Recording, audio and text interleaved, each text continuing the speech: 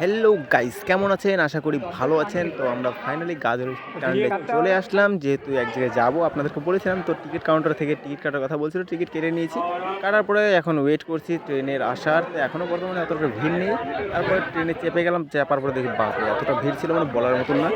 অসাধারণ ভিড় ছিল। তার মধ্যে আমি গিয়েছিলাম, আমার ভাই গিয়েছিল, আমার একটা মামা গিয়েছিল। তারপরে একটা কিউট একটা দিদি পেয়েছিলাম। তো সেই দিদির সঙ্গে আলাপ করতে, করতে আমরা পৌঁছে গেলাম সেই জায়গা মতন। জায়গার পরে যাওয়ার পরে দেখি বাপরে! ভিড়ের যারা ঠেলাঠেলি গোটাগুটি ওটা হবেই স্বাভাবিক ব্যাপার। তো এখানে ভিড়টার মধ্যে থেকে বেছে যেভাবেই হোক কষ্ট করে মায়ের দর্শন করবো দেখে ইচ্ছুক ছিলাম। আর আপনাদেরকে দর্শন করাবো বলে অপ্রান্ত চেষ্টায় আছি, যেহেতু আমার সঙ্গে আপনারাও যেন মায়ের দর্শন করতে পারেন।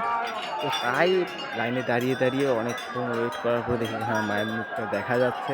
তো ভিডিওটা কেমন হয়েছে অবশ্যই জানাবেন, কারণ আমি সেভাবে আগে পরে কিন্তু ভিডিও বানাইনি, বিশেষ করে ব্লগ ভিডিও আগে পরে কিন্তু বানাইনি। তাই অবশ্যই সবাই জানতে চান কি এই মন্দিরটা কোথায় স্থিত আছে। তো এটা বলে দিই, এটা দক্ষিণ দিনাজপুরে বালুঘাটের লাইনে। যদি আপনারা বাসে যান তাহলে বালুঘাটের লাইনে যাবেন, যাওয়ার পরে যদি আপনারা ট্রেনে যান তাহলে আপনারা গঙ্গারামপুর নামবেন। গঙ্গারামপুর নামার পর ওখান থেকে সোজা বাস ধরবেন। বাস ধরার পরে বালুঘাটের লাইনে বাস ধরবেন। কালদিঘি পার করেই তারপরে কিন্তু মন্দিরটা আছে। তো এখানে বল্লা মায়ের নামে উল্লেখ করা আছে জায়গাটার নাম।